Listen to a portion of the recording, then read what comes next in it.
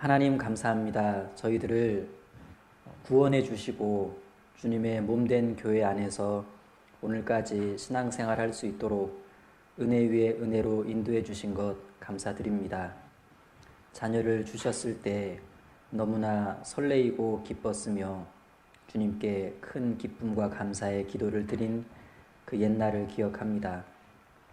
자녀를 기르고 양육하는 것이 점점 버거워지고 힘들어만 갑니다. 좋았을 때에도 잠깐이고 힘들고 버거울 때가 더 많은 건 정말 주님의 자녀로 잘 키우고 싶은 부담감과 눌림 때문인 줄 압니다. 더욱 성경적인 자녀 교육을 하고 싶은 마음이 그리스도인 어머니로서 가득하고 그렇게 하지 못하는 우리 자신에 대해서 주님 앞에 늘 반성하고 부끄러워합니다. 어머니 교실을 연결해 주셨는데 이것이 정말 답이라고 말할 순 없지만 우리 각자가 주님 앞에서 기도한 대로 자녀를 주님의 말씀으로 잘 양육하는 새로운 시작과 좋은 출발점이 될 수 있도록 도와주시길 부탁드립니다. 혼자 배우는 것이 아니라 같이 함께 배울 수 있는 기회를 주셨습니다. 중간에 힘들고 어려운 과정이 있을 때 주님께서 맺어주신 이 12기 어머니 교실 안에서 마음을 토하고 서로를 위로하고 서로를 격려하면서 끝까지 구강까지 잘 갈 수 있도록 도와주시고 그렇게 해서 우리가 수료를 했을 때 이제 정말 주님 앞에 더욱 감사한 마음으로 자녀를 주 안에서 바르게 양육해가는 어머니가 될 수 있도록 도와주시고 그러한 우리의 가정이 주님 앞에 귀하게 쓰임받는 가정이 될 수 있도록 인도해 주시길 부탁드립니다. 오늘 이 시간도 하나님의 선한 손길에 부탁을 드립니다. 주 예수님 이름으로 기도드립니다. 아멘. 시작하는 본문 찾겠습니다. 사사기입니다. 구약성경 사사기 13장입니다. 사사기 13장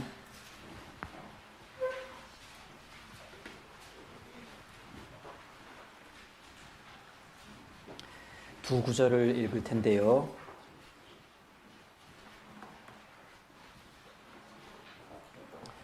8절과 12절입니다.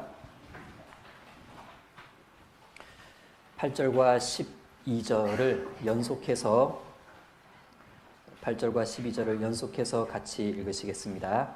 마노아가 여호와께 기도하여 가로되 주여 구하옵나니 주의 보내셨던 하나님의 사람을 우리에게 다시 임하게 하사 그로 우리가 그 낳을 아이에게 어떻게 행할 것을 우리에게 가르치게 하소서.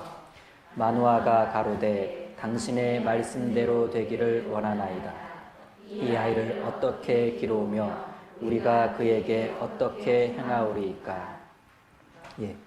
8절과 12절 이 두 구절에서 묻어나오는 마노아라는 사람의 감정은 간절함입니다.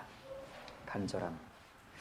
지금 이 장면은 마노아가 자녀 신앙교육 문제로 하나님께 기도하고 묻고 있는 장면입니다. 마노아의 이 기도와 질문은 시대와 세대를 뛰어넘어서 모든 자녀를 둔 부모에게 해당되는 질문과 기도일 겁니다. 현재 우리가 하고 있는 기도이기도 하고 이 시간에 주님께 물어보고 싶은 질문이기도 합니다. 어떻게 기르우며 어떻게 행하오리이까? 지금 마노아가 자녀 신앙교육 문제에 대해서 이렇게 간절히 기도하고 물어보았던 것을 보면 적어도 마노아에게는 이 문제가 아주 중요한 문제였던 것 같습니다. 결코 가볍거나 쉬운 문제가 아니었던 거죠. 우리에게도 마찬가지입니다. 이 자녀 신앙 교육은 아주 중요하면서도 무거운 문제입니다. 그러다 보니 참 간절합니다. 한글이야 가르쳐주면 되고 구구단은 외우게 해주면 되는데 신앙은 그렇게 간단치가 않습니다. 자기가 노력해야 되는 부분도 있지만 부모의 신앙과 워낙 밀접하게 연결되어 있기 때문에 자녀 신앙 교육은 더더욱 간단치가 않습니다. 한글을 가르쳐 줍니다. 몇 달이면 떼요. 구구단을 알려줍니다. 몇 주면 됩니다. 그런데 자녀 신앙 교육은 절대 짧은 기간에 되지 않더라라는 겁니다. 그리고 자녀가 현재 신앙적으로 별 문제가 없다고 해서 계속 그러리라는 보장도 없습니다. 그래서 안심하거나 방심해서는 금물인 것이 바로 자녀 신앙 교육이다라고 말할 수 있죠. 다시 만우아의 질문을 살펴보면 13장 8절 뒷부분에 8절 끝에 우리가 그 낳을 아이에게 어떻게 행할 것을 우리에게 가르치소서. 12절 후반부에는 이 아이를 어떻게 기르오며 우리가 그에게 어떻게 행하오리이까. 어떻게라는 방법을 여러 번 물어봅니다. 무려 3번이나 물어봅니다. 어떻게. 오늘 강의와 관련해서 답을 얻어보면 어떻게 기르우며에 대한 답은 사랑으로 길러야 된다. 어떻게 행하오리까 이에 대한 답은 훈계를 잘 해야 한다. 이렇게 정리할 수 있습니다. 자녀를 어떻게 신앙으로 양육하고 교육해야 되는 걸까? 사랑과 훈계로. 오늘 제목처럼 참사랑과 바른 훈계입니다. 다만 엄마를 처음 하는 것이다 보니까 자녀를 틀림없이 사랑은 하는데 그 사랑의 표현 방식이나 사랑의 내용에 약간의 문제가 있어서 자녀의 성장에 좋지 못한 영향을 미치기도 합니다. 또 자녀가 정말 잘 되기를 바라는 마음으로 훈계를 하는 건 틀림없어요. 정말 자녀가 잘 되기를 바라는 마음으로 훈계를 하는데 그 방법이나 목적에 다소 문제가 있어서 효과를 보지 못하고 때로는 역효과를 불러일으키더라라는 겁니다. 그 결과 아이는 건강치 못한 자존감 형성으로 인해서 인격 형성에 장애가 생기기도 하고 마음에 상처가 새겨지기도 합니다. 그리고 가족 간의 원만치 못한 관계뿐만 아니라 사회에서의 대인관계에서도 원만치 못한 관계를 이루게 되죠. 그래서 과연 올바른 사랑의 방법은 뭐냐? 올바른 훈계의 방법은 뭐냐? 그 방법이라는 것에 대해서 고민하게 됩니다. 이러한 고민을 통해서 나온 주제가 바로 참사랑과 바른 훈계입니다. 사랑으로 기른다는 건 뭘 말하는 걸까? 그리고 훈계로 교육한다는 건 또 뭘 의미하는 걸까? 우리가 사랑이라는 것의 의미를 모르는 바도 아니고 훈계라는 단어를 이해 못하는 것도 아닙니다. 다만 정말 이렇게 하는 것이 진정한 사랑일까? 하나님이 원하시는 사랑일까? 를 생각하기도 하고 정말 이렇게 훈계하는 것이 바람직한 훈계일까? 하나님도 잘했다라고 말씀하실까? 아이에겐 도움은 될까? 과연 이렇게 해서 아이가 좋게 변화될 수 있을까? 라는 걱정과 염려가 늘 마음에 깔려 있습니다. 자, 참사랑과 바른 훈계, 사랑에 대해서 먼저 생각을 해봅니다. 이 자리에 앉으신 어머님들 중에는 자녀를 사랑하지 않는 어머니는 안 계십니다. 그러나 정말 진실되고 순수한 사랑으로 내가 자녀를 대하고 있는지는 좀 생각을 해볼 필요가 있습니다. 내가 정의 내리는 진실되고 순수한 사랑 말고 하나님께서 말씀하시는 순수하고 진실된 사랑, 그것을 내가 지금 하고 있느냐라는 생각은 늘 해볼 필요가 있습니다. 진실되고 순수한 사랑, 국어사전에서는 이것을 참사랑 이렇게 표현하고 있습니다. 사랑하는 어머니에게 있어서는 엄마 쪽에서는 늘 진실되고 순수해요. 여러분 혹시 불순한 의도로 자녀를 사랑하십니까? 그러진 않아요. 엄마가 너 사랑하는 거 알지? 항상 진실되고 순수한 사랑으로 아이에게 이렇게 사랑을 표현하는데, 그러나 아이는 그렇게 받아들이지 않을 수도 있습니다. 그때는 마음이 어떻죠? 억울하죠. 때로는 화도 납니다. 여러분, 받아들이는 쪽에서 아니라면은 그것은 전달 방법에서나 표현 방법에서 문제가 있었던 거예요. 중요한 것은 아이가 우리 엄마는 나를 정말 사랑하고 계시는구나 라고 느낄 수 있어야 한다는 얘기입니다. 사람은 사랑받아야 할 위치에서 사랑받지 못하면 외롭다고 느껴요. 심할 때는 버려졌다고 느껴질 때도 있습니다. 그쯤 되면 이제 막 해버리고 싶은 마음이 생겨요. 그리고 저항하고 싶은 마음도 생깁니다. 반항하고 싶은 마음이 올라오는 건 당연한 일입니다. 그러면서 부모와의 갈등이 시작되죠. 부부간에도 마찬가지입니다. 그러나 진실되고 순수한 사랑을 받으면서 자란 아이는 정서적으로나 인격적으로나 이 사회적인 면에서 안정감을 갖게 됩니다. 그 자신은 점점 사랑스러운 사람으로 성장해 가죠. 변화되어 갑니다.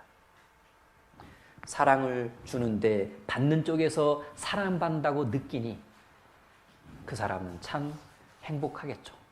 부부간에서도 마찬가지일 겁니다. 자, 훈계에 대해서 잠깐 또 생각해 봅니다. 자녀를 교육하자면 혼내는 일은 필연적입니다. 혼 안 내고 키울 수가 있겠습니까? 그런데 내가 혼을 낼 때 그게 응징과 처벌인지 아니면 정말 아이가 이렇게 잘 되기를 바라는 마음으로 타이르고 경계하고 행동도 좀 바로잡아주고 다시는 그와 같은 일을 반복하지 않게 도와주려는 어떤 훈련 차원에서 제공하는 건지, 쉽게 말하면 욱해서 한 건지 도와주려고 한 건지, 그래서 내가 하는 훈계가 바른 훈계인지 아닌지를 좀 생각해 봐야 할 겁니다. 바르지 않은 훈계들이 있습니다. 그 결과 아이들은 부모가 나를 진짜 사랑하고 있는 것 같지는 않아. 날 혼내는 걸 보니까. 경우에 따라서는 분노합니다. 심한 경우에는 부모를 증오하죠.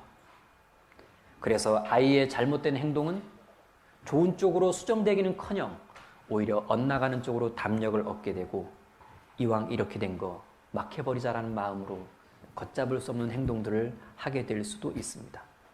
반면에 바른 훈계를 경험하는 아이들은요, 부모가 자기를 진정으로 사랑하고 있다는 것을 느낍니다. 혼나는데도 사랑받고 있다고 느끼는 건 왜일까요? 바른 훈계 때문에 그렇습니다.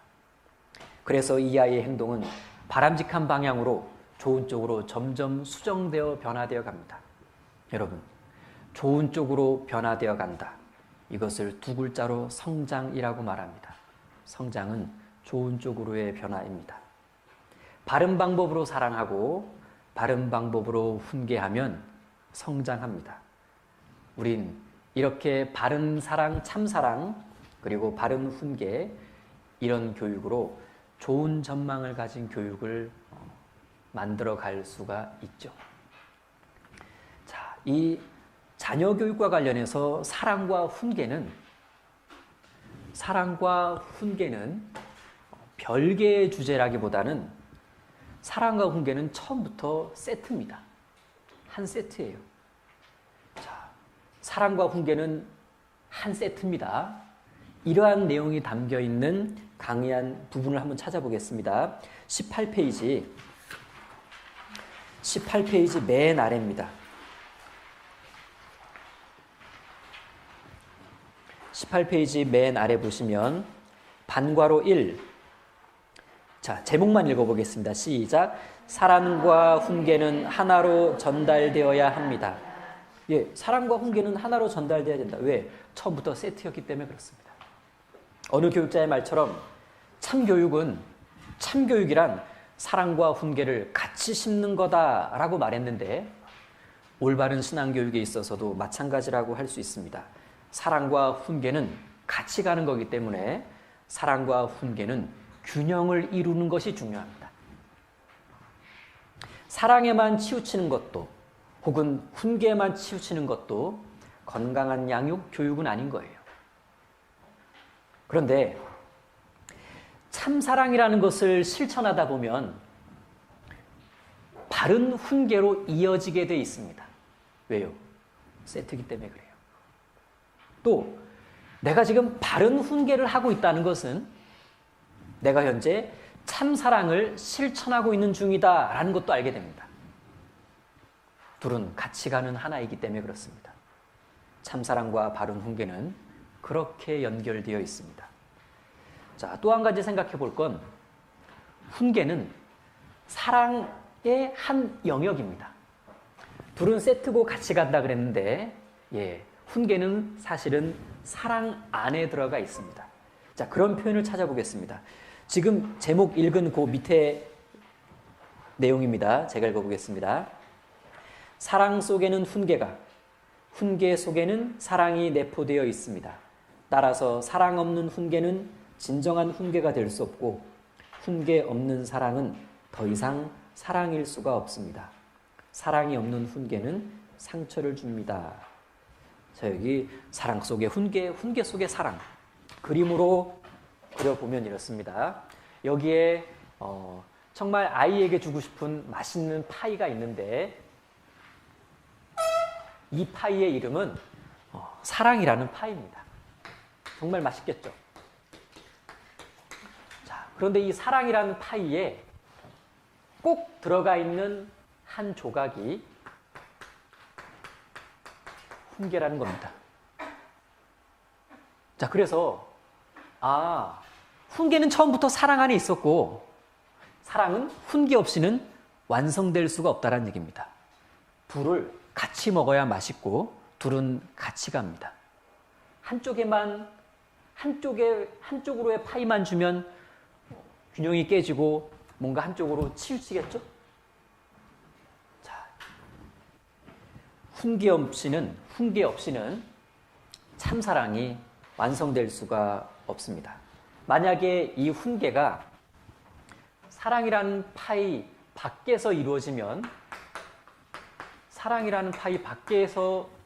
훈계가 이루어지면 이 훈계는 자칫 아이에게는 지시, 명령, 경고, 위협, 비교, 비난, 훈계, 설득 이런 식으로 내용이 제공되어서 아이는 지금 읽은 이 끝에처럼 사랑 없는 훈계는 상처를 줍니다.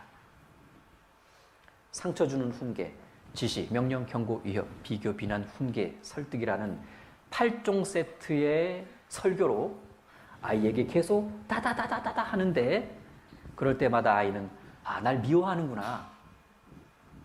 날 사랑하는 줄 알았는데 꼭 그렇지만은 않은 것 같아. 왜? 사랑 없이 뭔가 자기에게 이루어지는 그 교육을 아이가 느끼고 있는 거예요. 아이가 사랑받고 있다고 느끼지 못하면 그 아이는 점점 자라면서 다른 사람을 사랑하는 데 있어서도 건강하지 못하게 됩니다. 참 중요한 문제죠. 그래서 사랑과 훈계는 같이 가고 균형을 이루는 것이 중요하다. 더더욱 훈계는 반드시 사랑 안에서 이루어져야 됩니다.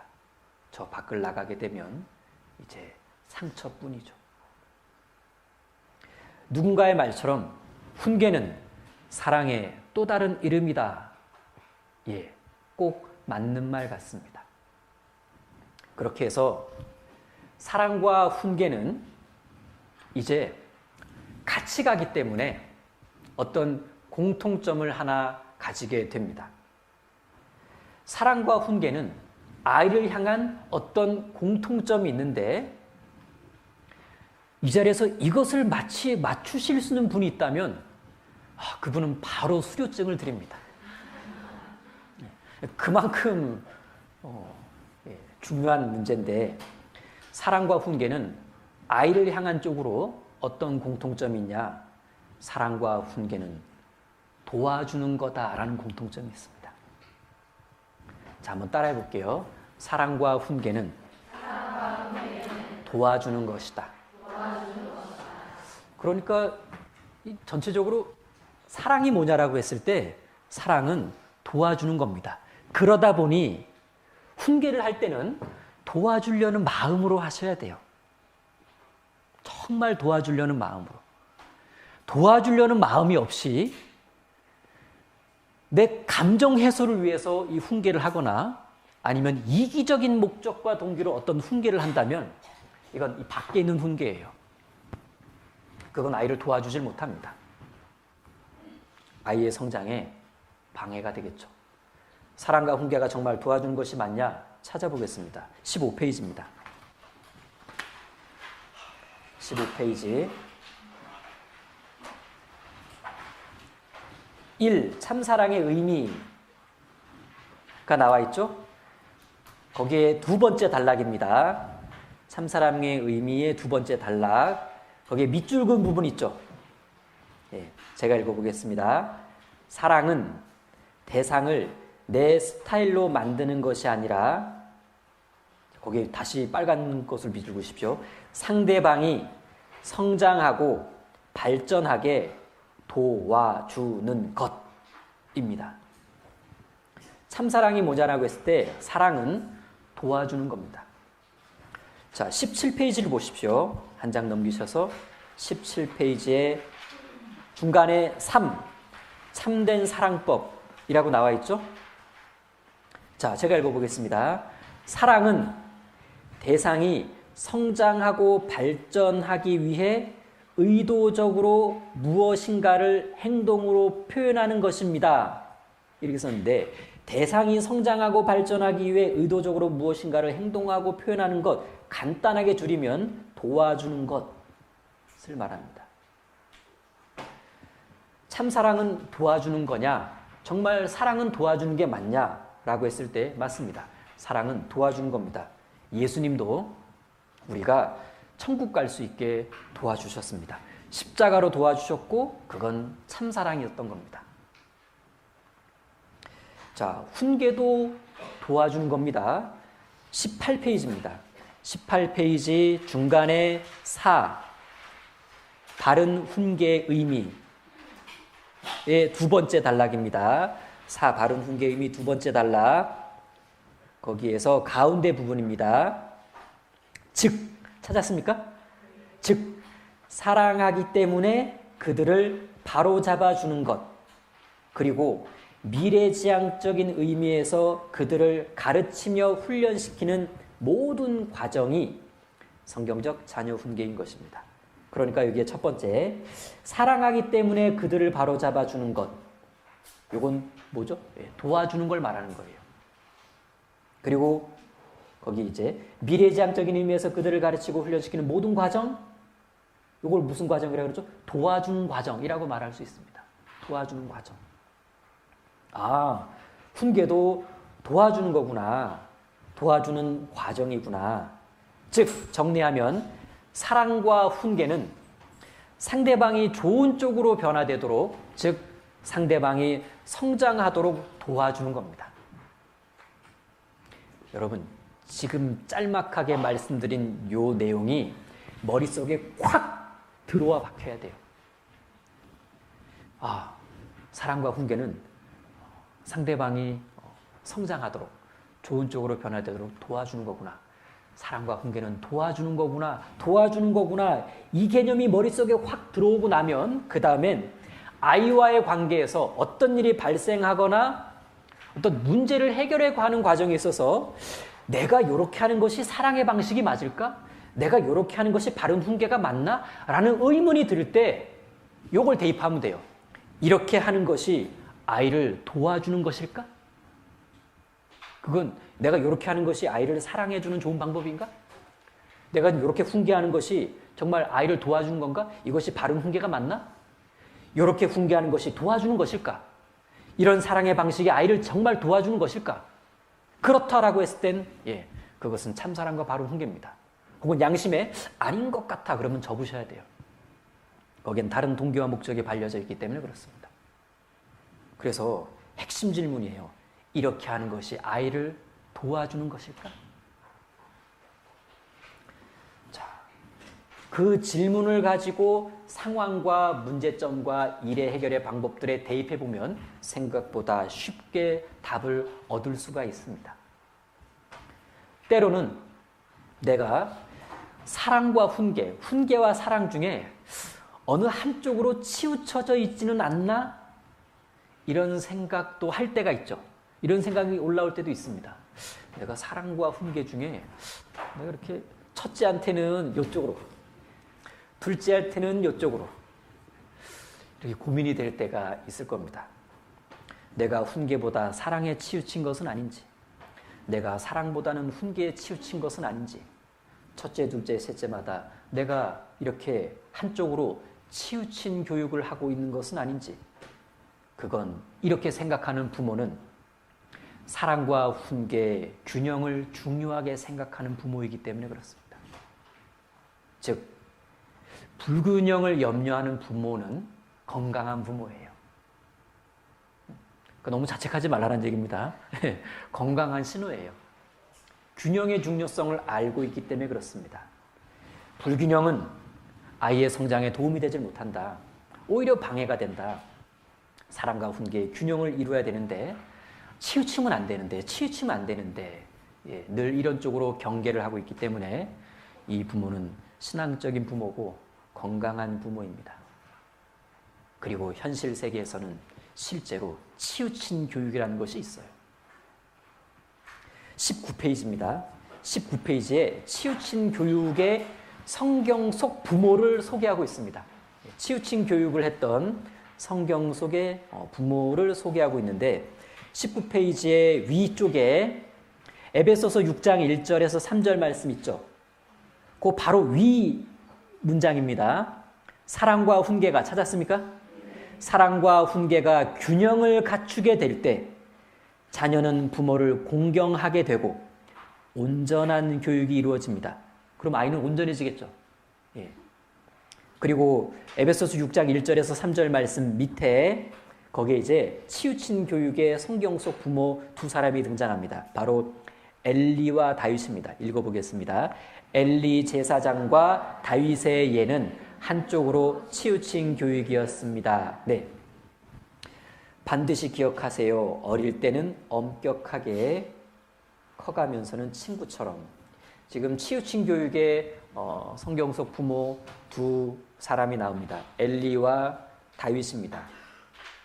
엘리는 사무엘상에 소개가 되어 있고 다윗은 사무엘상부터 쭉 사무엘하까지 소개가 되어 있는데 지금 엘리 제사장은요, 아들들이 하나님을 업신여기는 불량자라는 소리를 들을 때에도, 그리고 하나님께 드리는 제사를 멸시했을 때에도, 그리고 회막에서 수종드는 여인들과 동침했을 때에도 엘리는 부모로서 해야 할 엄격한 훈계를 할 줄 몰랐습니다.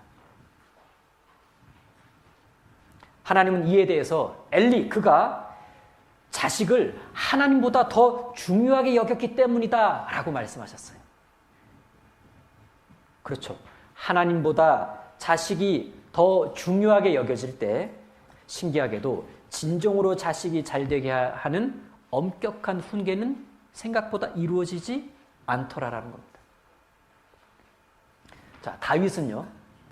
다윗은 하나님의 뜻을 거스리고 스스로 왕이 되려고 한 자기 아들 아도니아, 그 아도니아에게 평소에 단 한 번도 엄격한 훈계의 말로 섭섭하게 한 적이 없었다고 성경은 말합니다. 이 두 부모는 훈계다운 훈계를 할 줄 몰라서 훈계다운 훈계를 하지 않고 마냥 예뻐만 한 치우친 교육을 했습니다. 여러분, 그냥 치우친 교육을 한 게 아니에요. 사실은 치명적인 교육을 한 겁니다. 치명적인 교육을. 생각보다 많이 치우치면 치명적이에요. 아주 완벽하게 균형을 이룬다는 것이 쉽진 않지만 과하게 치우치면 상당히 치명적입니다. 그래서 다시 읽어보면 반드시 기억하세요. 어릴 때는 엄격하게, 커가면서는 친구처럼. 여러분 어쨌든 엘리와 다윗도 고민은 했어요. 훈계를 제대로 못했다는 것에 대해서 고민은 했습니다.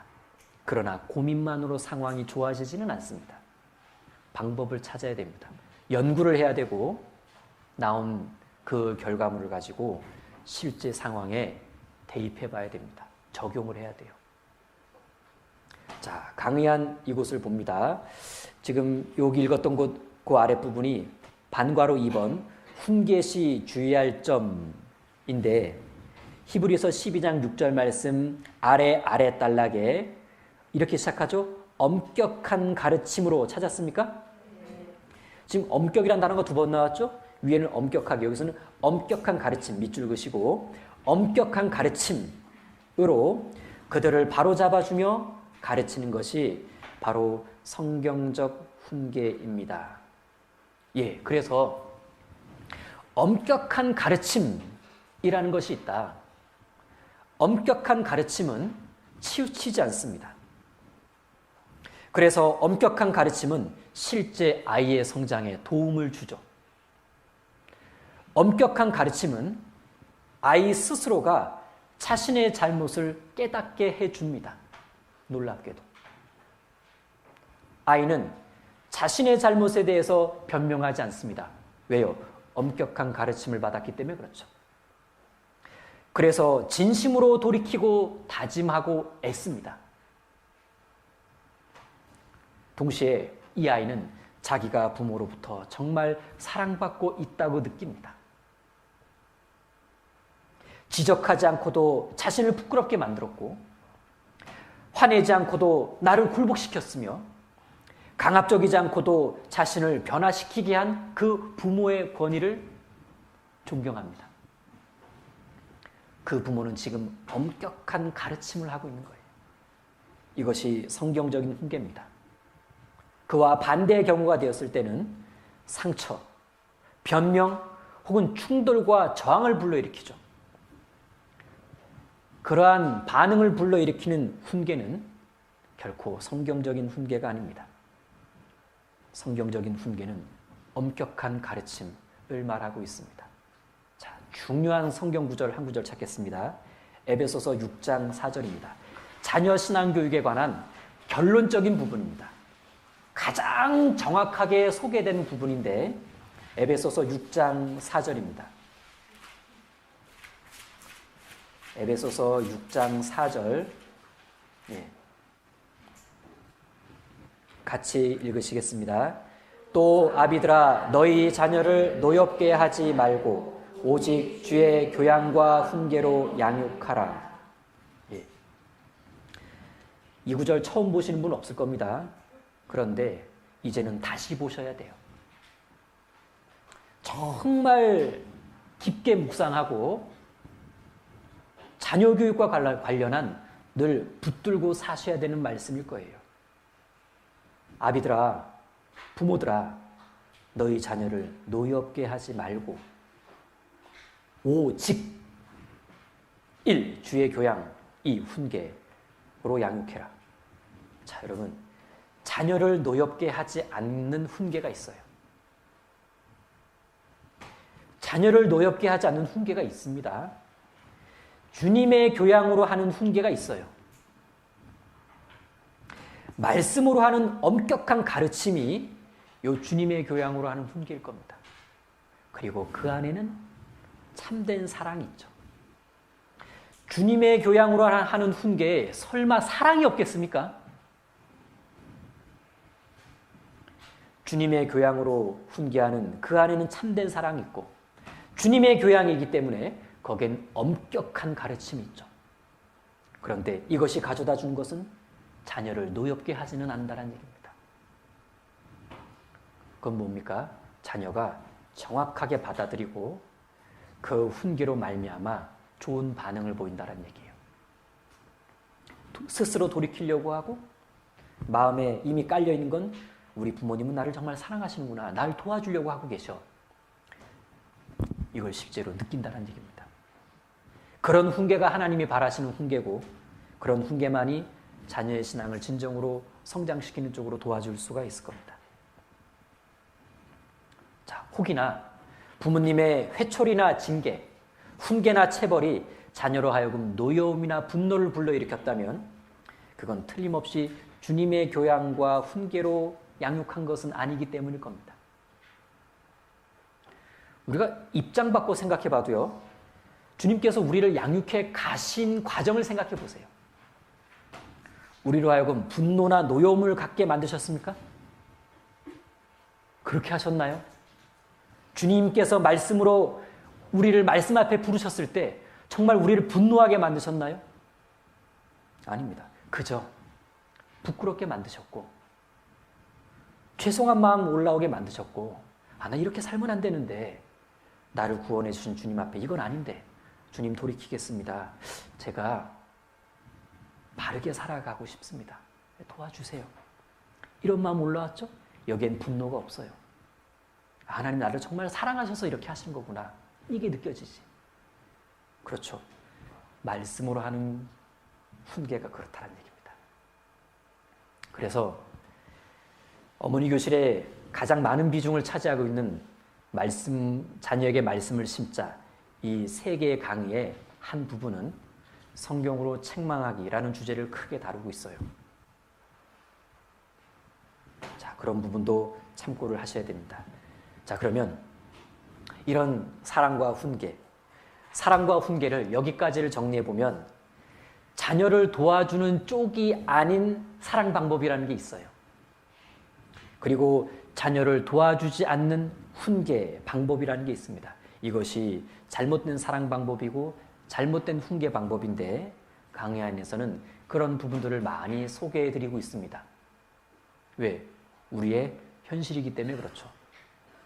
자, 그럼 잘못된 사랑 방법이 있고 잘못된 훈계 방법이 있다면 그 반대가 결국은 참사랑과 바른 훈계입니다. 그럼 아주 중요한 질문이 있습니다. 잘못된 사랑의 방법으로 자녀를 대하게 되면 어떤 문제가 생길까요? 잘못된 사랑의 방법으로 자녀를 대하게 되면 무슨 문제가 생길까? 틀림없이 잘못된 훈계를 합니다. 왜요? 사랑과 훈계는 연결되어 있기 때문에 그렇습니다. 그래서 사랑과 훈계 이 주제를 분리한다는 것 자체가 어리석은 거예요. 그럼 지금부터 어딘가 잘못된 사랑 방법에 대해서 한번 생각해보고 우리가 일반적으로 범할 수 있는 잘못된 사랑 방식에 대해서 좀 살펴볼 건데, 그런 걸 쭉 살펴보면서 나도 이런 부분들이 없지 않아 있지는 않나, 내가 안 사랑하고 있다가 아니라 그 표현 방법에 약간의 문제가 있구나 좀 라는 정도로 좀 생각하시지, 난 역시 나쁜 엄마야, 난 역시 못된 엄마야, 막 이렇게 너무 자학하시면 안 돼요.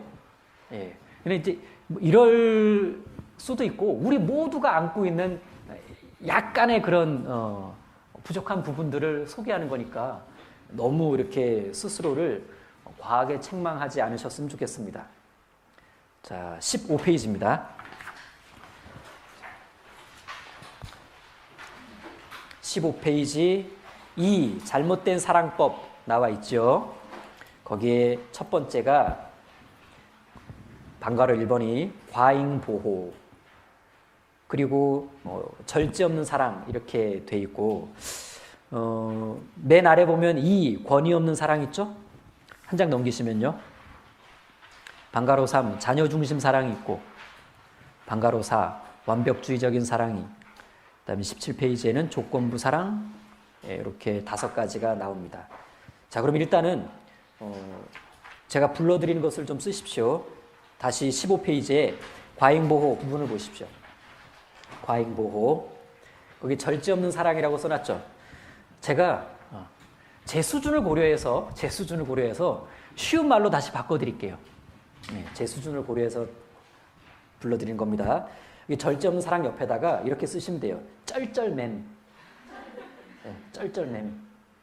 쩔쩔맘이 아니고 쩔쩔맴. 쩔쩔맴 이렇게 쓰시고, 그럼 어떻게 변해야 되냐? 그 옆에 화살표를 하시고 안 되는 건 안 돼 이렇게 쓰세요. 안 되는 건 안 돼. 잠깐, 제가 지금 뭘 불러드렸죠? 아, 잘못 불러드렸습니다. 그건 이제 2번에다가 쓰셔야 되는데. 네. 다시 삭선을 그시고. 짜증나시죠?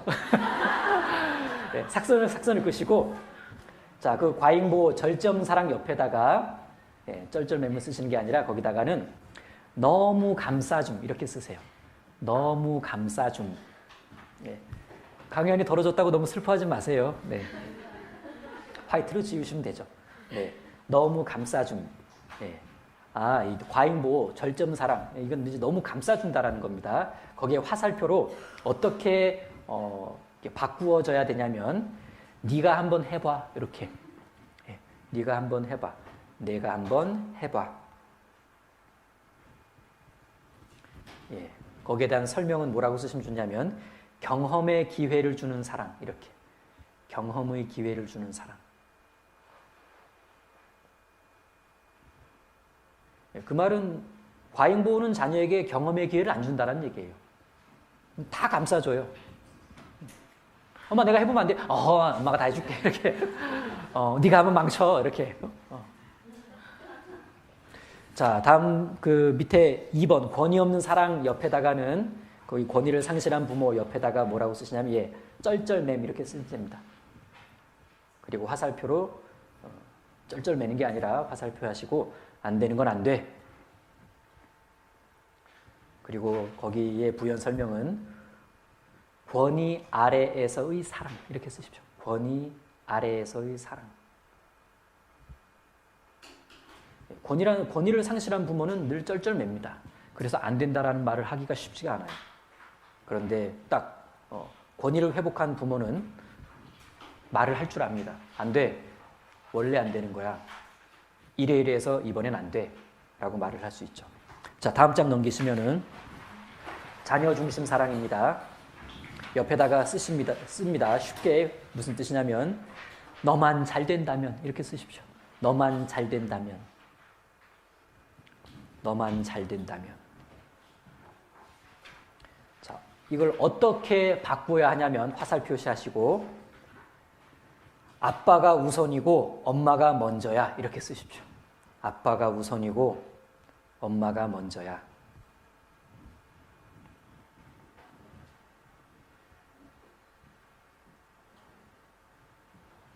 여기에 대한 설명은 제목이 자녀 중심 사랑이니까 여기에 대한 설명은 부부 중심 사랑 이렇게 쓰시면 됩니다. 부부 중심 사랑.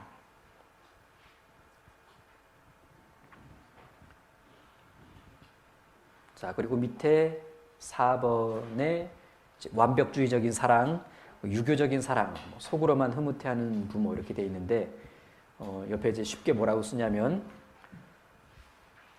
더 잘해라. 또 콤마하고 좀 더 잘해라.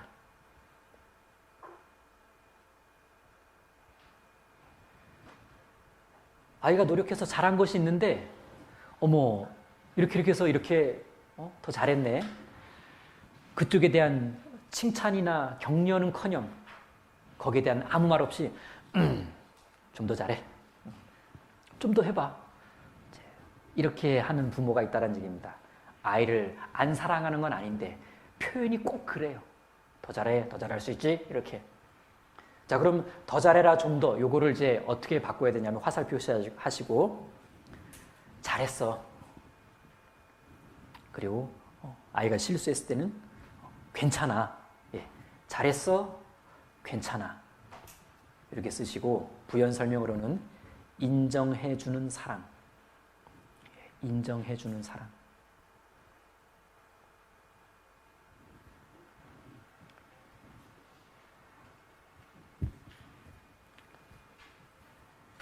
그 다음 5번 조건부 사랑이죠. 조건부 사랑. 자, 옆에다 쓰십니다. 쉽게는 조건부 사랑은 흥정 이렇게 쓰십시오. 흥정. 흥정.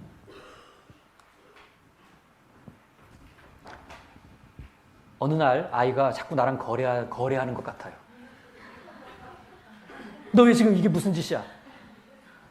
아이가 부모에게 무슨 짓을 한 게 아니라 부모가 아이에게 그동안 무슨 짓을 한 거예요.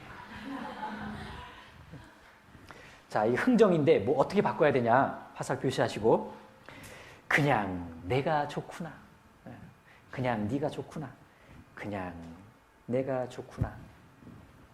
부연 설명은 그냥 주는 사랑. 그냥 주는 사랑. 자, 이것이 잘못된 사랑의 방법에 크게 보면 5가지 유형인데 대충 이제 이런 거구나라고 감이 잡히시죠? 자, 그러고 나서 강의안을 본격적으로 보시면은 15페이지 다시 보시면 1. 과잉보호 절제 없는 사랑. 제가 읽겠습니다. 그들이 요구하기 전 자녀들의 필요한 모든 것을 준비해주고 울타리를 쳐주는 것은 과잉보호입니다. 이런 경우 자녀들이 겪게 될 어려움을 부모가 대신해 줌으로써 자녀들로 하여금 부모를 끝까지 의지하게 만듭니다. 이러한 부모의 과잉보호는 주로 자녀에 대한 불신에서 비롯됩니다. 신기하게 첫째 아이를 과잉보호하지 않았는데 둘째가 첫째를 못 따라주면 이제 둘째한테는 이제 과잉보호 들어갑니다. 셋째한테는 더 들어갈 수 있고 그러다가 넷째가 태어나면 이제 방치가 되죠. 모르겠다. 자, 그 다음 읽어보겠습니다. 자녀가 스스로 문제를 해결하지 못하고 스스로 판단하지 못할 것이라고 생각해서 부모가 자녀의 행동을 통제하고 대신해 주려는 것입니다. 이 과정에서 자녀는 밑줄 문제 해결 능력을 상실하고 이를 본 부모는 밑줄 더 큰 불신을 가지고 악순환을 반복함으로써 결국 자녀는 성인이 되어서도 자립할 용기를 잃게 되는 것입니다. 무자립 이렇게 쓰셔도 맞겠죠. 무자립. 고생도 해보게 하고 어려움도 겪게 하고 무거운 짐도 들고 가는 밑줄 경험을 하게 하는 것은 스스로 자기 몫을 하며 살도록 밑줄 도와주는 올바른 자녀 교육 방법입니다. 자녀들이 어리다는 생각으로 그들이 스스로 할 수 있는 일을 제한하여 경험하지 못하게 하는 것은 오히려 자녀의 성장을 방해하는 것입니다. 그래서 입의 혀처럼 부모가 알아서 척척 해주는 것은 자녀를 지금 마마보이 꼭두각시로 만드는 것입니다. 자, 그 다음 이제 거기 권위 없는 사랑 위 부분에요. 과잉보호는 자녀를 감사할 줄 모르게 하며 또 자립할 수 없게 만드는 것으로서 엄밀히 말해 사랑이라고 할 수 없습니다. 네. 자, 여기까지를 이제 읽어보신 다음에 자, 이제 거기 과잉보호 1 과잉보호 옆에 왼쪽에다가 아이가 1명이면 그냥 하나만 하시면 되고 아이가 뭐 4명이면 1, 2, 3, 4를 쓰시면 되는데 이제 아이가 1명 있다 1 해놓고 거기다가 그 아이에 대해서 내가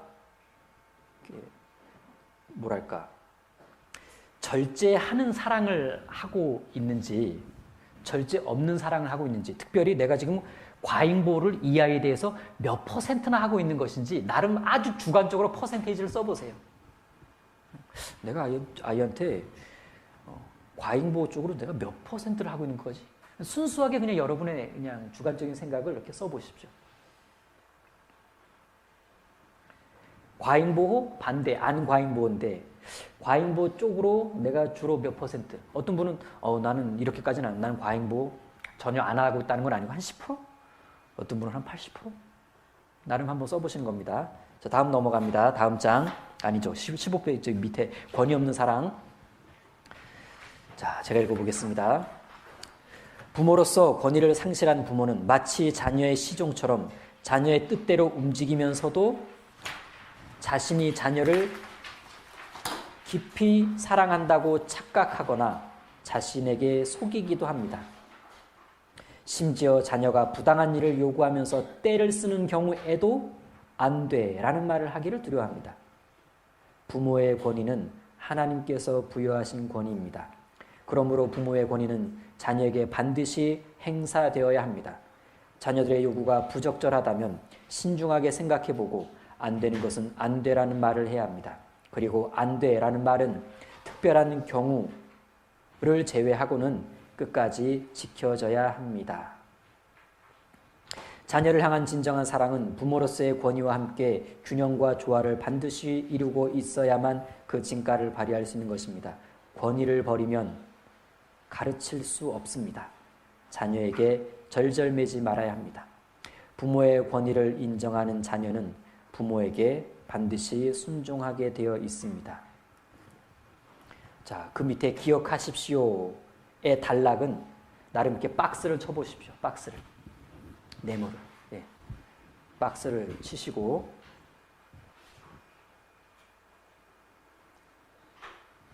자, 왼쪽 여백에다가 이 박스에 대해 뭐라고 말풍선을 넣으시냐면 이렇게 쓰시면 됩니다.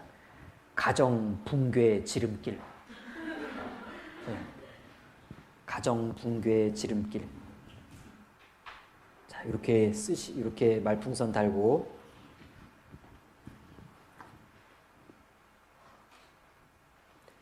자, 제가 읽겠습니다. 기억하십시오. 권위주의가 아닌 권위를 회복하십시오. 권위는 앞서 말한 바와 같이 하나님께서 주신 선물입니다. 즉 모든 권위의 출처는 하나님이십니다. 그러나 권위주의는 하나님께 부여받은 권위를 자신의 사욕을 위하여 남용하는 것입니다. 하나님께서 주신 권위를 남편과 자녀를 사랑하는 데 올바르게 사용하여 하나님께 영광을 돌려야 합니다. 특히 남편의 권위는 아내가 세워준다는 사실을 기억하고 남편의 권위를 무시하지 말아야 합니다. 결국 아버지의 권위가 무너지면 남편과 하나인 자신의 권위도 무너진다는 사실을 잊지 마십시오. 아버지의 권위가 무너진 가정은 마침내 어머니의 권위가 무너질 것이며 시간이 지날수록 반드시 온 가정이 무너지게 될 것입니다. 그러니까 가정 붕괴의 지름길이 있죠. 남편의 권위를 야금야금 훼손시켜 가면 됩니다. 그러면 무너지는 건 가정이 붕괴되는 것은 시간 문제입니다. 그 다음 밑줄 그은 데 있죠? 그 밑줄 끝에 이렇게 쓰세요. 숙제라고. 네. 자, 읽겠습니다. 오늘 댁에 돌아가시면 먼저 남편에게 용서를 구하십시오. 혹은 가정에 계신 어른에게 용서를 구하십시오. 남편이 형제이든 형제가 아니든 이 원리는 동일합니다. 자, 부부의 권위는 서로가 세워줍니다. 그리고 가정 안에서의 어른들의 권위는 어른들 서로가 세워주는 거예요. 그래서 자녀 신앙교육과 관련해서 어머니 교실에 왔는데 이쯤에서 탁 부딪히는 문제는 내가 남편에게 뭔가 용서를 구해야 된다는 거예요.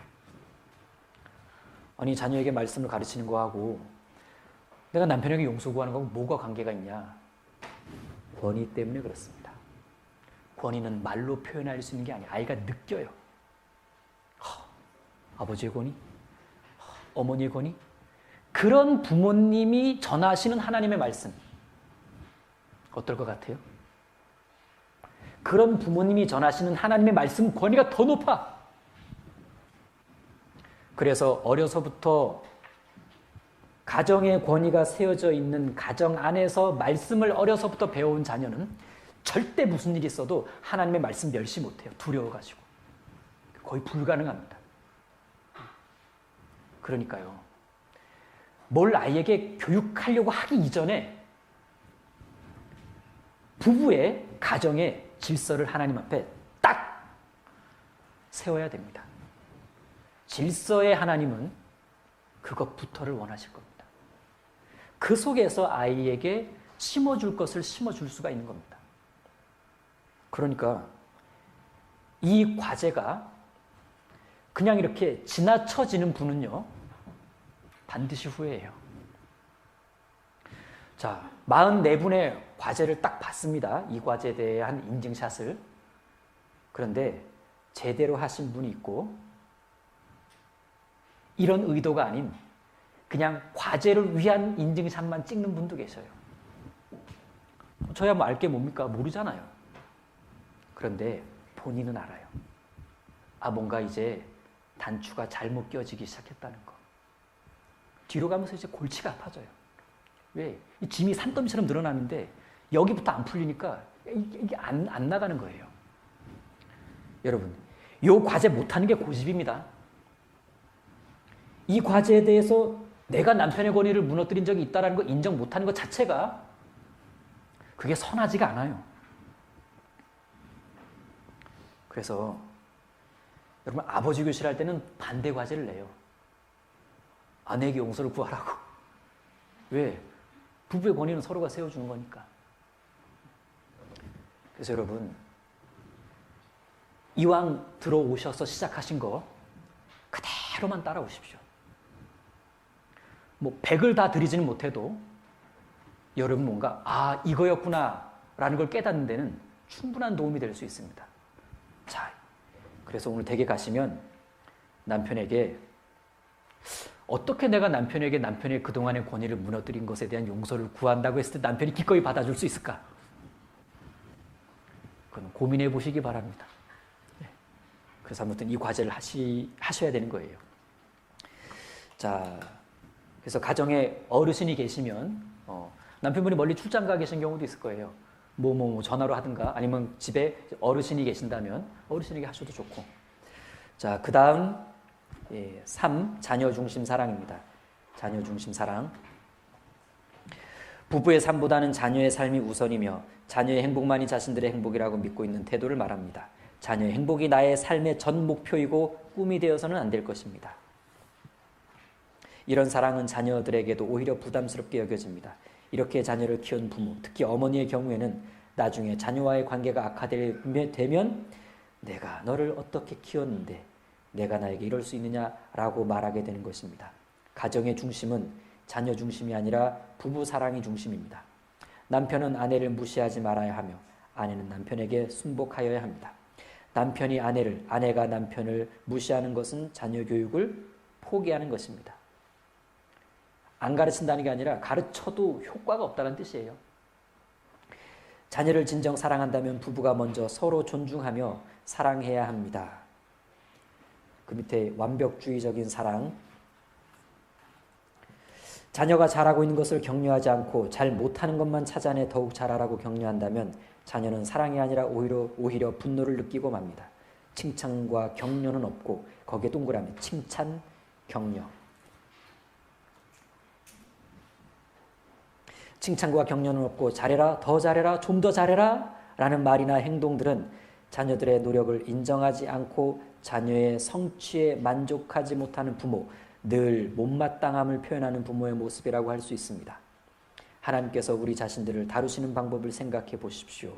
하나님은 사람을 손가락질하며 그 상처를 후벼파지 않으십니다. 오히려 감싸 안으시며 우리의 양심을 움직이십니다. 네. 그 다음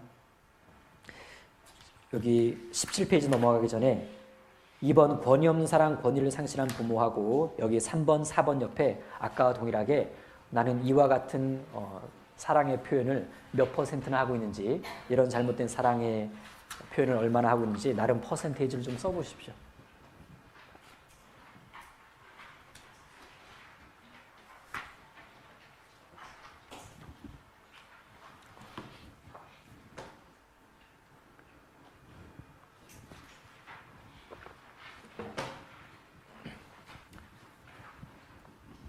막 계산기로 계산할 필요 없으세요. 그냥 이렇게 딱 떠오르는 숫자 쓰시면 돼요. 예.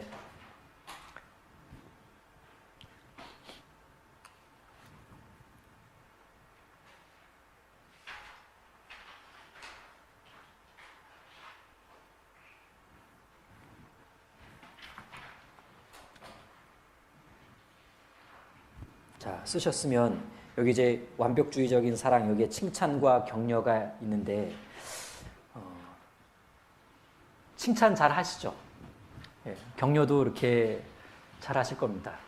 이렇게 내가 구원을 받고 그리스도인이 되고 나서 교회 안에서 신앙생활을 이렇게 점점 하게 되면서 배운 것이 있다면 이렇게 가급적 칭찬 많이 해주는 것, 가급적 이렇게 격려 많이 해주는 것. 왜 그럴까요? 교회란 사랑의 보금자리이기 때문에 그렇습니다. 그러다 보니까 그 사랑의 보금자리다 보니까 이렇게 사랑의 표현 방법인 칭찬, 격려가 이렇게 자연스럽게 이루어지는데 이상하게 집에만 가면 다시 원상복귀가 돼가지고 너 그러면서 이렇게 여러분 칭찬 중요합니다. 격려 아주 중요한데 그런데 나는 칭찬합니다. 남편에게도 칭찬하고 자녀에게도 칭찬합니다. 그런데 칭찬의 방법대로 칭찬하고 있는지는 좀 생각해 봐야 돼요. 내가 칭찬의 방법대로 하고 있는 것인가? 그리고 칭찬의 방법대로 하고 있기는 한데 너무 칭찬을 남발하는 거예요. 좀 과한 거죠. 그래서 내가 너무 과하게 칭찬을 남발하고 있지는 않나라는 부분 하나하고 더 근본적으로는 내가 칭찬을 칭찬의 방법으로 하고 있는가를 생각해 봐야 되는데 칭찬은 어떻게 하는 거냐? 세 가지를 생각하시면 됩니다. 일단 칭찬하려고 할 때는 아이를 칭찬하려고 할 때는 아이가 한 행동을 말해주고 그 행동이 엄마에게 끼친 영향을 말해주고 가능하다면 세 번째로는 이유까지를 말해주는 거예요. 이유. 이렇게 딱딱 쓰시면 돼요. 칭찬은 행동, 영향, 이유. 이것이 칭찬의 방법입니다. 자, 예를 들어서요. 하나의 예를 들어 보겠습니다. 자, 이렇게 칭찬합니다. 이렇게 늘 나는 아이가 시간이 되면은 알아서 이렇게 딱 TV를 좀 껐으면 좋겠어요. 혹은 컴퓨터를 좀 껐으면 좋겠어요. 스마트폰을 이렇게 좀 내려놨으면 좋겠어요. 근데 어느 날 얘가 알아서 TV를 딱 끄는 거예요. 시간이 딱 되니까. 그때가 칭찬할 수 있는 이제 기회가 온 겁니다. 그때 어떻게 칭찬할 거냐? 어머, 우리 누구 최고. 어머, 우리 누구 이렇게 하니까 정말 멋있는데 넌 역시 짱이야. 이런 걸 이제 평가라 그럽니다. 평가. 자, 그럼 이때 칭찬의 방법대로 하게 되면 자, 예를 들어 이제 아이가 민수라 그러면 민수야, 네가 스스로 TV를 끄니까 뭐죠? 행동을 말해줬죠? 민수야, 네가 스스로 TV를 끄니까 두 번째, 엄마의 끼친 영향. 엄마 마음이 너무 편안해지는구나. 이유까지를 말해주면 더 좋다 그랬죠? 엄마가 날카롭게 널 째려보지 않아도 되니까. 이런 표현을 그래도 엄마가 일일이 말 안 해도 되니까. 네가 스스로 절제할 줄 아니까. 네가 대견스러워 보여서. 이런 게 이제 이유들이에요. 민수야, 네가 스스로 TV를 끄니까 엄마 마음이 너무 편하구나, 기쁘구나. 엄마가 이렇게 일일이 잔소리하지 않아도 되고 그동안 너랑 교제한 것이 네가 이제 스스로 알아서 할 줄 아니까 네가 참 대견스러워 보이는구나. 이런 게 이제 칭찬이고 칭찬의 끝에 옵션으로 고마워 라는 표현을 해주면 좋다고 합니다. 고마워 이렇게. 그래서 행동, 영향, 이유. 이따가 두 번째 시간에 실습할 거예요. 만들어 볼 겁니다. 자, 이런 방식으로 하지 않으면, 이런 칭찬의 방식으로 하지 않으면 우린 대부분 평가를 하게 된다는 겁니다. 평가. 아이고 예뻐라, 누구누구 최고, 이렇게 하니까 정말 멋진데 넌 역시 짱이야. 그럼 그런 행동을 안 하고 있을 땐 넌 예쁜 게 아니라 미쁘나? 넌 최고가 아니고 최하구나? 넌 멋있는 게 아니라 하나도 안 멋지구나? 넌 짱이 아니라 꽝이구나. 이런 뜻이잖아요. 예. 자, 그래서 내가 지금 칭찬을 할 거냐, 평가를 할 거냐, 여러분. 칭찬의 방법대로 한다고 해서 평가를 하지 말자라는 게 아니에요. 평가할 때가 있어요. 평가가 필요할 때가 있습니다. 평가할 때는 평가를 하시고 칭찬하고 싶을 때는 칭찬을 하시라는 얘기예요. 뭔 말인지 이해되시죠? 예.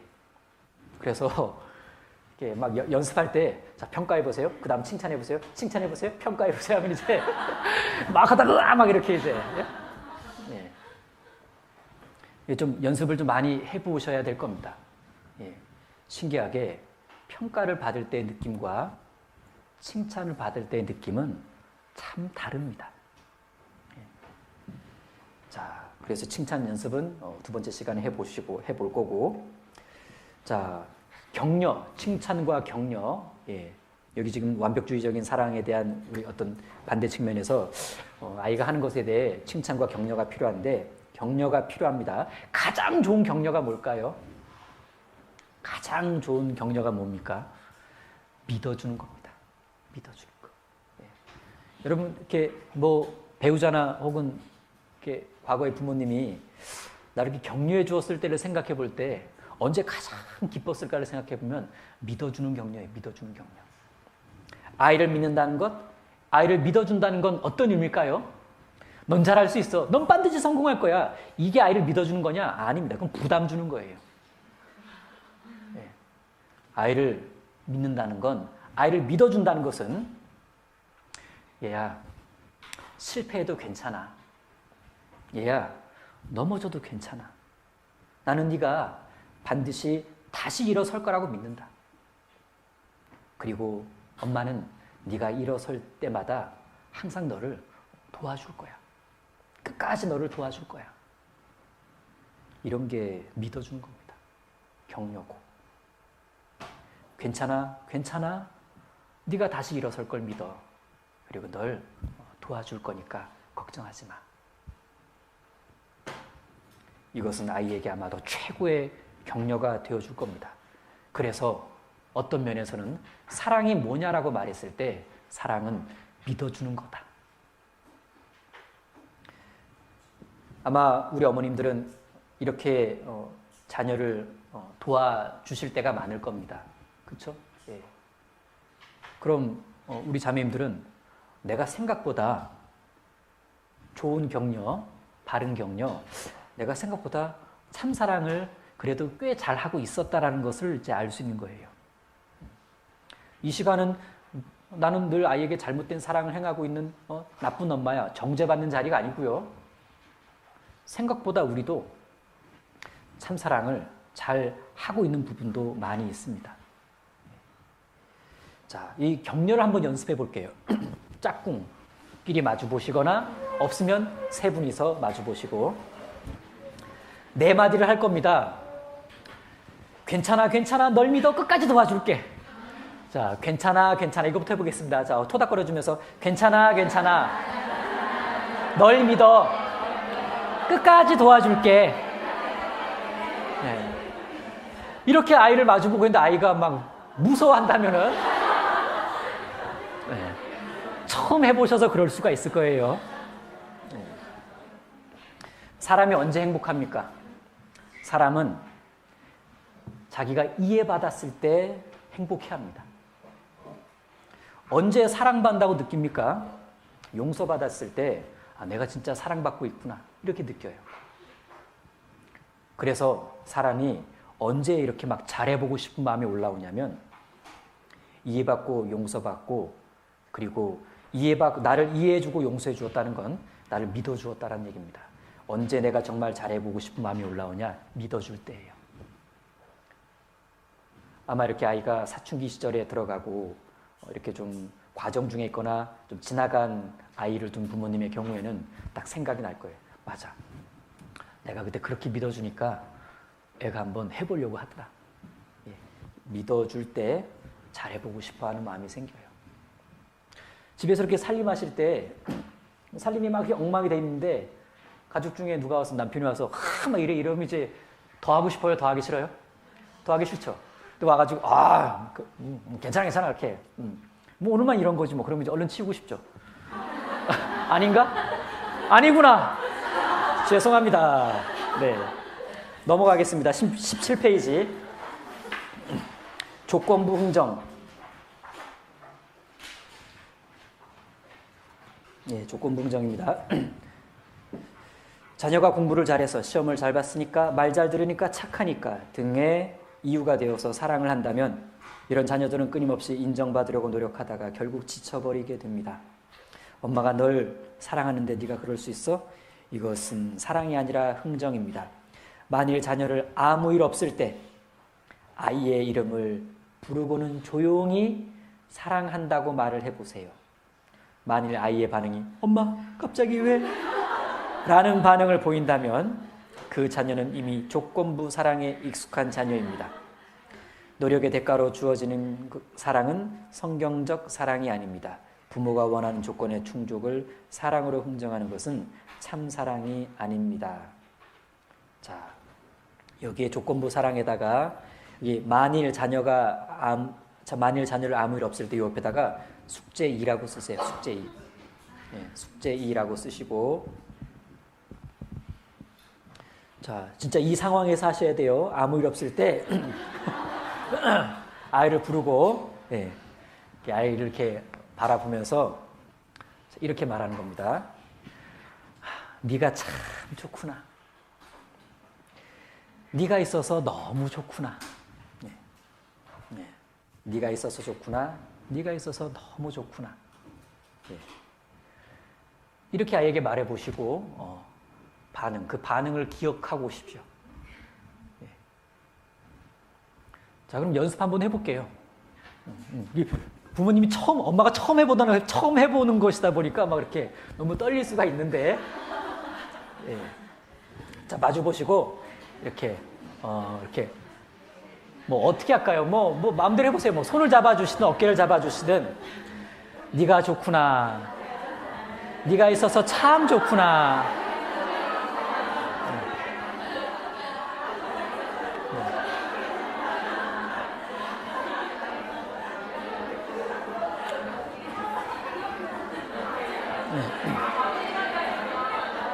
예, 좋습니다. 여기 보십시오. 어떤 분은 이런 분들이 있었어요, 실제. 누구야? 이리 와라. 왜요? 숙제해야 돼. 와가지고, 알았어요. 하세요. 손잡아. 아이고, 네가 있어 좋구나. 네가 있어 너무 좋구나. 그럼 물어봐요. 좋냐? 이렇게.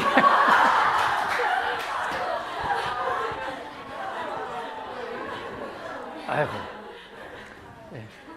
아이가 많이 컸을 수 있습니다.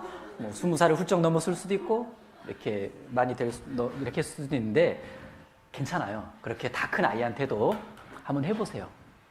어쩌면 그때 그동안 하고 싶었던 이야기를 펑펑 쏟아낼 수도 있습니다.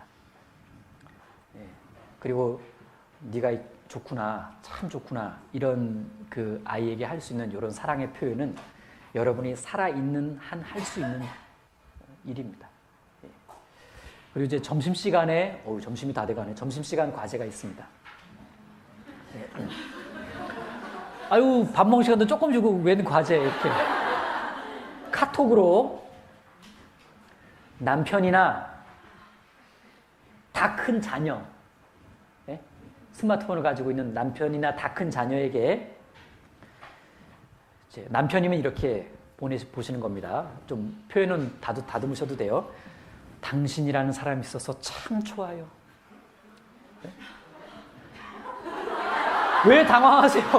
제가 더 당황스럽네. 안 해보셨나? 그 남편에게 카톡으로 당신이라는 사람이 있어서 참 좋아요. 만약에 답장이 뭐가 또 필요한데 이렇게 나오면은 아이고야 이거고, 큰 자녀에게도 한번 해보셔요. 네가 있어서 참 좋구나. 오늘 새삼 이것이 이렇게 생각나네. 그럼 이제 뭐 이런저런 뭐 답장이 이제 오지 않겠습니까? 그것을 이렇게 한번 주거니 받거니 하셔도 좋습니다. 이건 오늘 점심 때 그냥 해보시라는 과제입니다. 자, 그리고 넘어가면은 참된 사랑법, 그 다음 밑에 참된 사랑법, 거기 반괄호 1번에 존재 자체를 사랑하는 것입니다. 이래 있죠? 존재 자체를 사랑하는 것입니다. 그 참된 사랑법을 제가 읽어보면, 사랑은 대상이 성장하고 발전하기 위해 의도적으로 무엇인가를 행동으로 표현하는 것입니다. 성경의 지식을 따라 부모가 자녀들에게 필요한 것을 적절하게 공급하는 것이 부모의 사랑입니다. 예, 이런 참된 사랑법의 가장 기초 단계는 이 반가로 1번처럼 존재 자체를 사랑하는 겁니다. 존재 자체를. 자녀들의 있는 모습 그대로를 받아들이고 사랑하는 것입니다. 이게 좀 전에 우리가 그 표현했던 네가 있어 좋구나, 네가 있어 참 좋구나, 예, 이런 부분들입니다. 그리고 거기 반가로 1번에 이제 2번 반가로 2번에 실수를 인정해 주는 것입니다. 그 위에 과제가 나와 있네요. 오늘 댁에 가시면 자녀를 보고 이렇게 말씀하시고 웃어보세요. 내가 좋구나, 내가 있어 참 좋구나. 그리고 제발 오늘 하루만이라도 자녀를 존재 자체로 사랑해 보세요. 오늘 꼭 한번 표현해 보세요.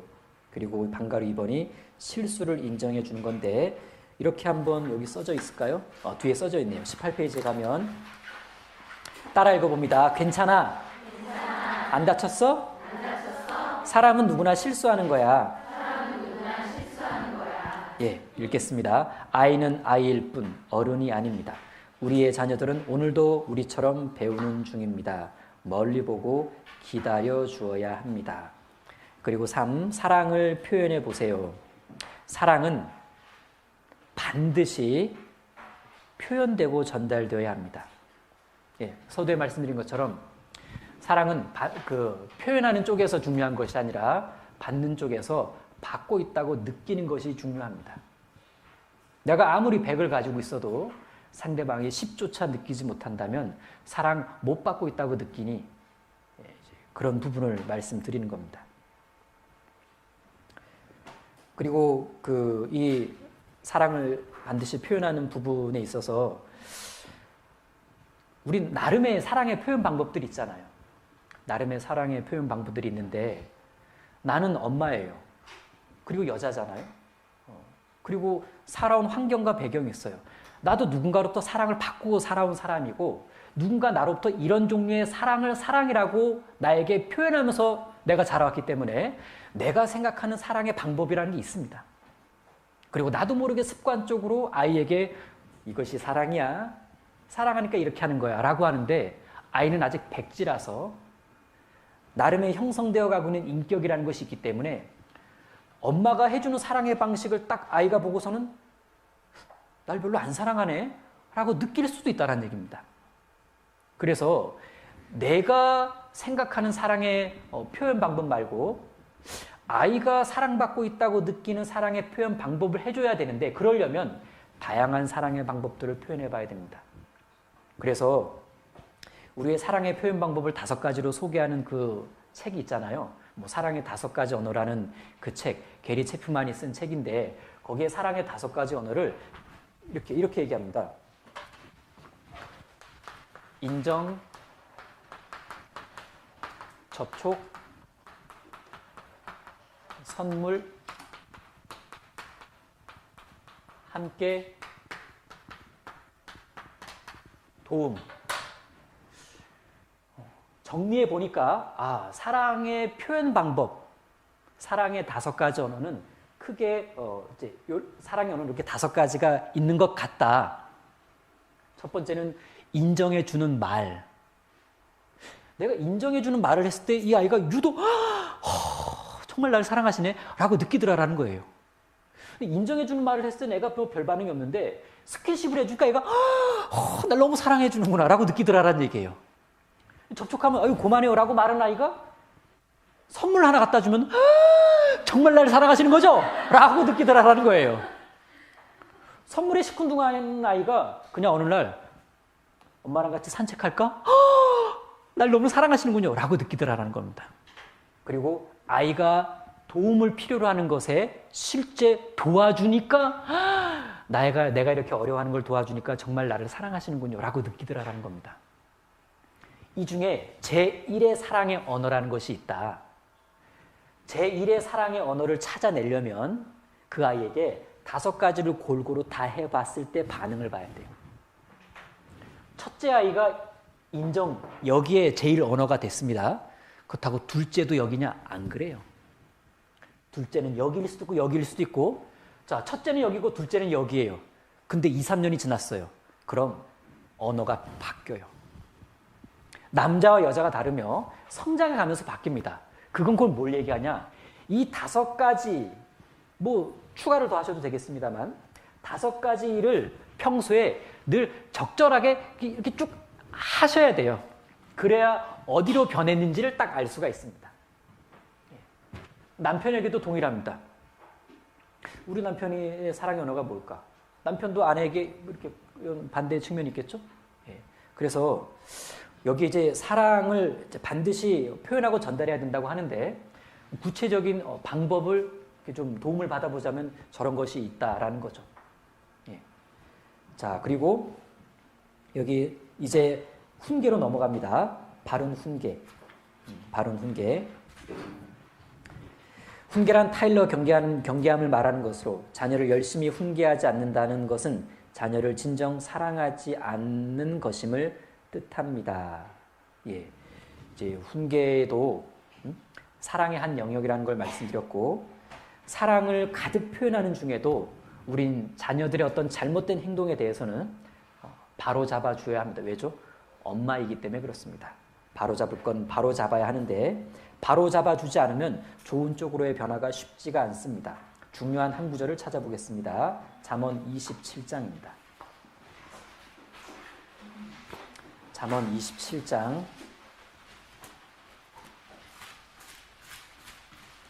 27장 5절입니다.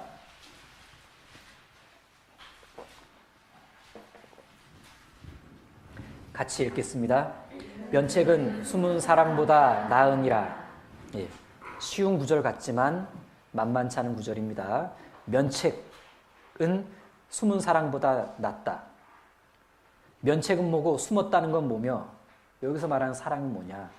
자, 일단 여기서의 면책은 책망하는 면책을 말합니다. 보통 책임을 면해준다라고 할 때도 면책을 써요.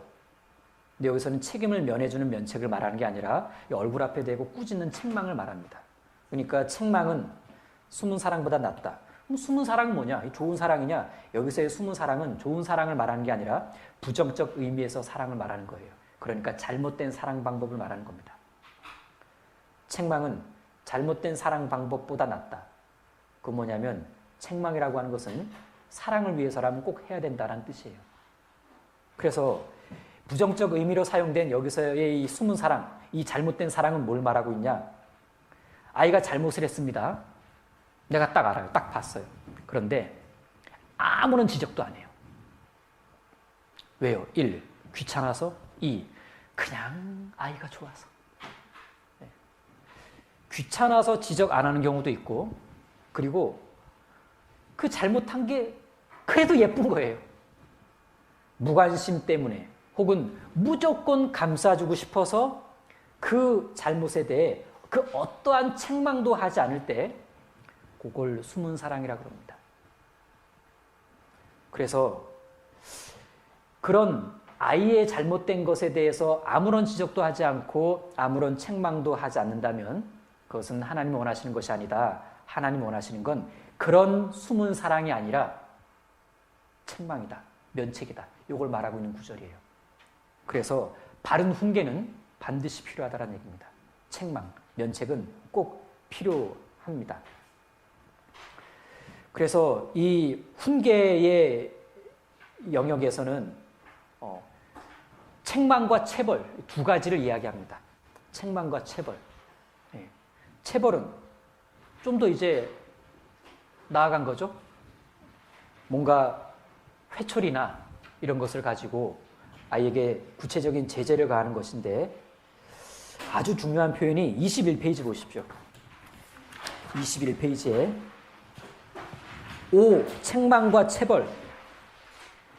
결국 훈계는 책망과 체벌이다 이렇게 말할 수 있고 이 책망과 체벌에서 보시면 어디를 보시냐면 잠언 22장 15절 그 밑에요. 자녀들은 찾았습니까? 네, 여기입니다. 밑줄 그십시오. 자녀들은 어릴 때부터 해서는 안 될 일에 대한 강력한 제한을 받아야 합니다. 이 말은 어려서부터 해야 되는 교육 중에 하나가 금하는 교육이에요. 금하는 교육.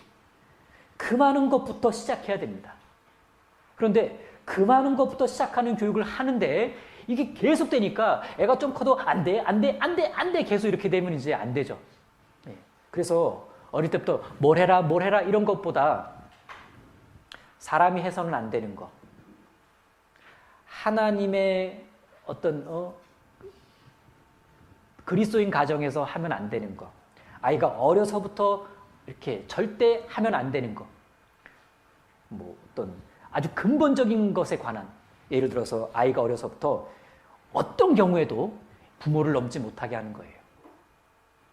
아이가 어떤 경우에도 부모를 넘지 못하게 하는 것을 어려서부터 금하게 하기 위해서, 확실히 알게 하기 위해서 아이가 누워있는 아버지의 발을 넘어갈 때도 너 절대 부모를 넘어서는 안 되는 거야. 그렇게 배워진 건 나중에 이 말도 부모를 넘는 걸 두려워해요. 그리고 이런 것을 위해서는 적절한 책망과 분명한 체벌도 필요합니다. 여기서 이 체벌은 어떤 사랑과 권위를 가진 매를 말하죠. 자, 그리고 이 체벌에 대한 이야기가 이제 쭉 나와 있는데 19페이지에 보시면 전체적인 훈계에서 어떤 주의할 점이 나와요. 시간이 다 되었기 때문에 간단하게 요약을 해보겠습니다. 훈계 시 주의할 점, 원가로 1번 나오죠. 평소에 조건 없는 사랑이 충분히 전달되었냐 라는 부분을 좀 생각해 봐야 되고, 2번, 부부가 따로이면 안 됩니다. 훈계할 때 부모가 한 뜻을 가지고 이렇게 훈계를 해야 됩니다. 그러니까 교육관과 신앙관이 같아야 된다는 걸 말하는 거니까 부모는 사전의 교제, 합의가 평소에 충분히 이루어져야 될 겁니다. 다음 한 장 넘어가시면 20페이지에 자, 3번 중요하죠? 부모의 감정 폭발은 아닌가? 네. 부모의 감정 폭발은 아닌가? 그래서 감정 폭발로 하는 훈계는 이제 절대 효과가 없습니다. 그리고 4번 20페이지 맨 아래 자녀의 개인성이나 능력의 차이를 감안하였나요? 예. 그러니까 아이의 바람직하지 않은 그 모습이 아이가 노력하지 않아서인지 아니면 본래 성격적으로 힘든 아이인지, 언니는 누나는 말 들었는데 넌 왜 이거를 못해? 둘째가 노력 안 해서 그런 건지 원래 성격적으로 첫째와는 달라서 그런 건지를 이렇게 좀 잘 보셔야 돼요. 자, 그 다음 21페이지에 성과 위주의 기준은 아닌지, 그리고 6번에 잘못은 다르되 여전히 인격은 존중하고 있나요?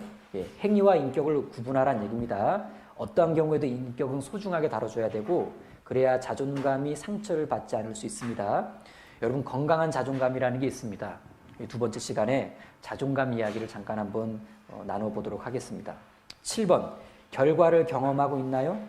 예, 이 결과 책임지기라는 표현을 쓰기도 하는데 7강 때 좀 배웁니다. 7강 때. 그리고 5, 책망과 체벌은 지금 잠깐 봤고, 자, 여러분들이 정말 좋아하는 페이지 23페이지입니다. 체벌을 실시하는 구체적인 방법. 예, 이 보시면 눈에 확 띌 거예요. 이렇게 하면 되는 거구나. 오늘 당장 집에 가서 할 수 있는 구체적인 체벌의 방법인데, 자, 체벌을 결심하기까지는 꽤 시간이 필요할 겁니다. 그렇죠? 예. 책망으로만 그쳐도 되는지, 아니면 한 번 더 기회를 줘야 되는지, 지금 체벌하는 것이 아이의 성장에 도움이 되는지. 체벌은 참 신중해야 되고 할 거면 제대로 하셔야 됩니다. 1. 첫째, 바른 도구를 사용하세요. 둘째, 즉시 체벌을 가해야 됩니다. 결심했다면 너 체벌할 거야 하고 오늘 밤에 혹은 내일 이렇게 하게 되면 이제 그렇게 하지 말라는 얘기입니다. 셋째, 가능하면 둘만의 장소를 찾아야 합니다. 뭐 동생이 구경하게 하거나 뭐 친구가 와서 이렇게 관찰하게 하거나 그러시면 안 되고. 넷째, 별표 치세요. 무엇이 잘못인가를 분명히 말해 주어야 합니다. 무엇이 잘못인가를 분명히 말해 줘야 합니다. 그런데 체벌하기 전에 아이한테 말해 주죠. 뭘 말해 줘요. 근데 내가 체벌할 때 아이한테 뭘 말을 하는데 내가 지금 감정을 말하고 있는지 사실을 말하고 있는지를 한번 생각해 보세요. 막 엄마 너 때문에 엄청 화났어. 감정 말한 거예요? 사실 말한 거예요? 감정 말한 거예요. 감정만 계속 말하는 분이 있어요. 그런데 체벌을 할 때 이렇게 마음에 다시 한번 되새기는 겁니다. 감정을 말하지 말고 사실을 말하자. 감정을 말하지 말고 사실을 말하자. 감정을 말하지 말고 사실을 말하자. 감정 말해서 교육이 안 됩니다. 사실을 정확히 해줘야 아이가 그 사실 때문에 이런 일이 벌어졌고 그래서 나는 이 체벌을 받는 거다라고 하는 이해가 되기 때문에 교육의 효과가 이루어집니다. 그 다음 5째, 적당한 자세를 취하게 한 후 체벌을 가합니다. 6째, 적당한 부위를 때려야 합니다. 적당한 부위 찾자면 시간도 좀 걸립니다. 그러니까 적당한 부위를 찾으려는 시간을 가지셔야지 이거 무시하면 일단 보이는 데부터 때려, 보이는 데부터. 네, 그러시면 안 되는 겁니다. 네. 7번째, 적당한 울음을 기다려야 합니다. 이 말은 뭐냐면 2번째 줄에 체벌은 제가 잘못했습니다 라는 말이 나와야 합니다. 이 말 받아내셔야 된다는 얘기예요. 그 다음에 중요한 거 8번째, 반드시 마음을 만지는 시간을 가져야 합니다. 네, 마음 만지는 시간을 가져야 됩니다. 네. 그래서 우린 그리스도인 가정이니까 교제해야 돼요. 교제, 아이랑. 교제. 네. 그 다음에 6번, 가정 내 기준, 규칙 세우기. 예. 일단 가정규칙에서 벗어난 행동은 훈계의 대상이 될 수 있습니다. 가정규칙이 왜 필요하냐면 목적이 뭐냐면 부모가 자녀들에게 기대하는 것이 무엇인지를 자녀로 하여금 알려주기 위해서 그래요. 그렇다고 가정규칙이 너무 많으면 이제 피곤합니다. 잘 안 보이고. 그래서 이렇게 좀 시간이 지나면서 가정규칙의 내용은 변할 수 있을 텐데 가정규칙의 내용을 변경시킬 때는 가족 당사자들 간의 교제, 합의가 필요합니다. 그래서 일방적인 가정규칙 세우기는 바람직하지 않다라는 거고 가정규칙 항목이 혹 10이다. 그 10 중에 셋은 자녀와의 교제 없이 부모의 권위로 일방적으로 재량껏 세울 수 있는 부분도 있다는 걸 알려주셔야 돼요. 자, 그래서 가정규칙 세우기라는 것으로 이렇게 쭉 마무리를 합니다. 정리를 해보겠습니다. 사랑받고 싶어하고 따뜻한 위로를 받고 싶어하는 건 사람들의 본성입니다. 그래서 가능하다면 시간 날 때마다 자녀를 이렇게 많이 안아주셨으면 좋겠어요. 포옹은 상당히 단순한 방법이지만 그 포옹을 받는 상대방은 참 이렇게 따뜻한 마음을 이렇게 느낍니다. 그리고 이렇게 따뜻한 포옹을 받을 때 느끼는 건 내가 혼자가 아니구나. 내가 누군가의 따뜻한 품 안에 있구나. 예, 포옹은 상당히 사랑에 좋은 표현 방법 중에 하나입니다. 그리고 이 2번째 시간에 같이 다뤄볼 내용인데 사랑과 훈계, 참사랑과 바른 훈계를 아이가 어느 시기를 넘어가기 전에 잘 해주어야만 아이에게 바른 자존감이 형성이 돼요. 여러분, 세상에서 말하는 자존감과 성경에서 말하는 자존감은 비슷한 것 같지만 본질적으로 좀 다릅니다. 그래서 세상 자존감 교육대로 이런저런 자존감 책 읽어서 아이에게 자존감 심어주고 막 하다 보면 이상하게 내가 성경과는 상관없이 흐른다는 걸 느껴요. 그래서 성경적인 자존감은 뭐냐? 그래야 그에 맞는 이 성경적인 사랑과 훈계도 잘 연결이 될 수가 있습니다. 그 부분을 2번째 시간에 같이 나눠보도록 하겠습니다. 기도하고 마치겠습니다. 주님 감사합니다. 오늘 2번째 시간 참사랑과 바른 훈계라는 주제로 같이 고민하고 교제할 수 있는 시간 주신 것 감사드립니다. 우리 자녀들을 사랑합니다. 그래서 훈계도 합니다. 혹이나 우리의 잘못된 방법과 방식으로 하나님의 뜻에 합하지 않는 사랑과 훈계가 이루어지고 있지는 않은지 늘 우리 자신을 점검할 수 있도록 도와주시고 우리 아이들을 잘 도와주어서 훗날 주님을 기쁘시게 해드리며 주님과 교회를 영광스럽게 하는 그리스도인으로 성장할 수 있기를 간절히 바랍니다. 두 번째 시간도 저희들에게 지혜를 주시고 함께해 주시길 부탁드립니다. 우리를 사랑하시는 예수님 이름으로 기도드립니다. 아멘. 네.